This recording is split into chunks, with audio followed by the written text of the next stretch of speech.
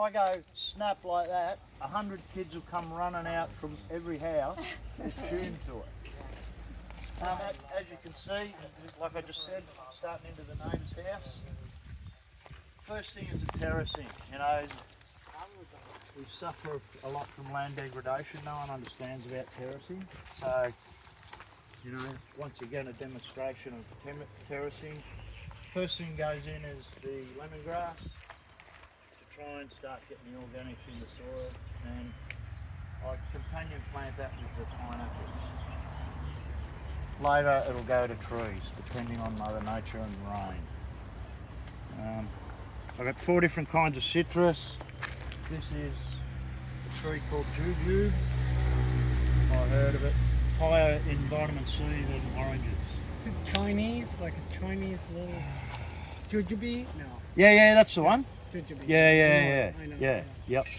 Really nice. I like it. Yeah. These green lush ones here that you can see are all custard apple.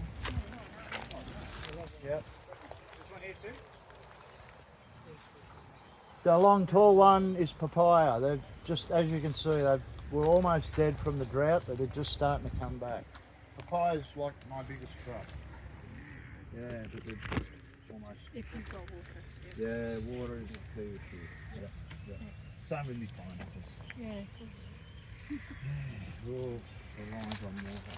So how long was that? An annual thing that you know that there's a set You could almost season? set it. When I first come to Nauru 17 years ago, it was wet season, dry season, wet season, dry season. Now, probably 4 or 5 years since we had really good fat soak in the ground rain. Yeah.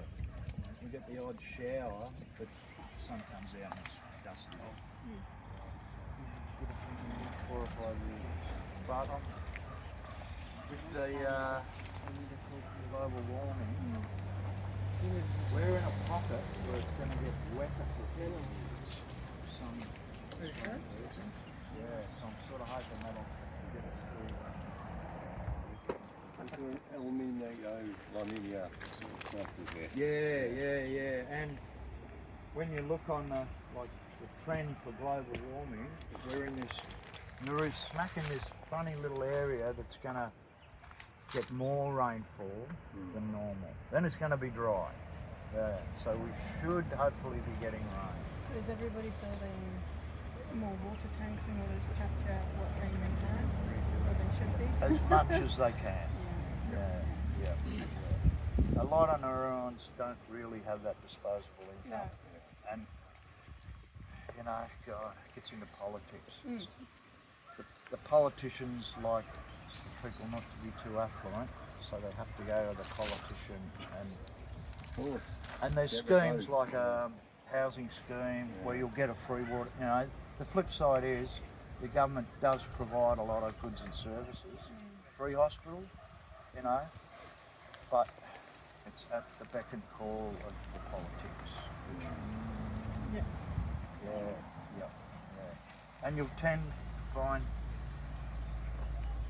one Nauruan family can't be any more richer or affluent than their brother or sisters or cousins. That's just embarrassing. Yeah. Which is a sort of good thing in its own right, you know. We don't have poverty. Everybody gets paid out, right? You would be embarrassed if one of your relatives was going hungry in the street. It'd be you not feeding him enough. Yeah, beyond the family. Yeah. So we don't have poverty. We don't have old people's homes or retirement villages. As you get older, you rise to the top of the tree. My father-in-law, who's just recently passed away, he was 87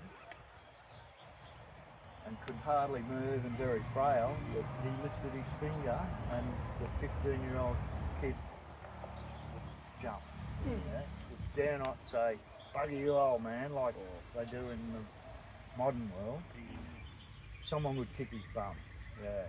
So it's very admirable system in its own way. Yeah. I think the Western world, we kind of lost that a while ago. A long time ago. Yeah. So because of that, it's self-supporting. Yeah, there is no. The thought of the old people going away to God's waiting room is just not even part of the psyche, which is a great thing. Yeah. This is my brother-in-law's house up here. He's got his kids and grandkids and all the rest of it. We're close and we'll help each other out, but we've got our own family stuff going on.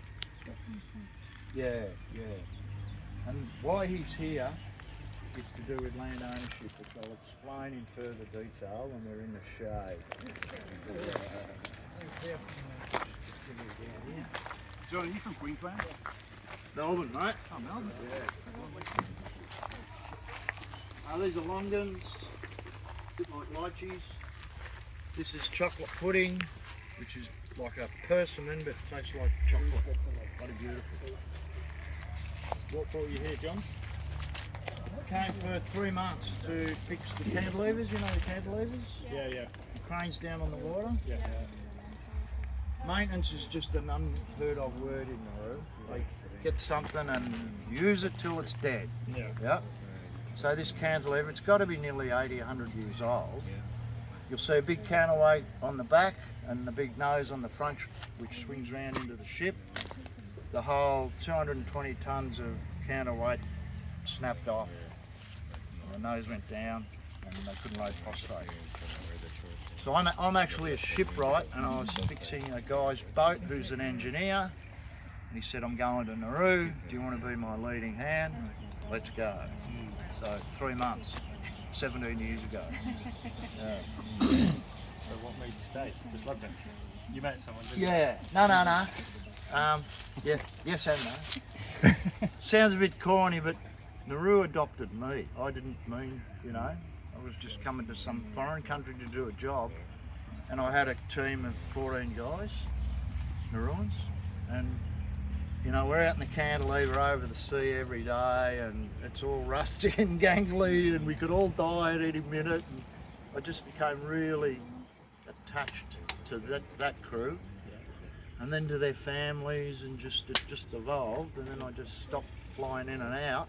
And here we are. Yeah. And then later on I met my wife.